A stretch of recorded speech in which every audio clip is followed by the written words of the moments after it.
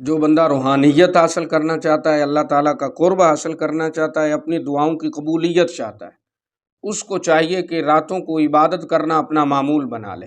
رات کو عبادت کرنا اللہ تعالیٰ کے پیاروں کا طریق اور معمول رہا ہے۔ ان کی ساری ساری رات عبادت میں گزر جایا کرتی تھی۔ اللہ تبارک و تعالیٰ نے حضور صلی اللہ تعالیٰ علیہ وآلہ وسلم کو بھی ارشاد فرمایا، سورہ مزمل میں جو ارشاد فرمایا، یا ایھا المزمل قم اللیل الا قلیلا،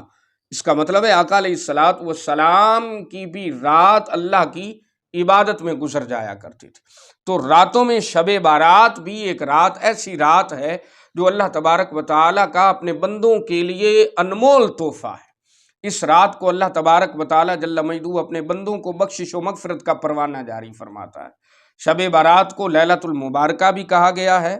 اس رات کو لیلۃ المغفرہ بھی کہا گیا ہے، اس رات کو لیلۃ الرحمہ بھی کہا گیا ہے، یعنی اس رات کو اللہ تعالیٰ بخشش و مغفرت بھی عطا فرماتا ہے، رحمت بھی عطا فرماتا ہے اور برکتیں بھی عطا فرماتا ہے۔ جو اس رات کو یعنی شب بارات کو اللہ تبارک و تعالیٰ جل مجدہ کی بارگاہ میں دعا فرماتا ہے، اللہ تبارک و تعالیٰ جل مجدہ بنی کلب قبیلہ کی بکریوں کے بالوں کے برابر اسے ثواب عطا فرماتا ہے۔ اور یہ بھی روایت میں آتا ہے کہ جو بندہ اس رات کو 100 رکعت نماز پڑھے گا، اللہ تبارک و تعالیٰ جل مجدہ اس کے لیے 100 فرشتوں کو نازل فرما دے گا، جن میں سے بعض فرشتے اسے جنت کی خوشخبری دیں گے،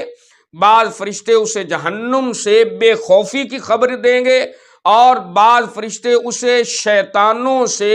محفوظ رکھیں گے، اور بعض فرشتے اسے جو ہے وہ گمراہ ہونے سے بچائیں گے، اور بعض فرشتے اس پر مصیبت اور رنج اور غم اور تکلیف آنے سے اس کو بچائیں گے۔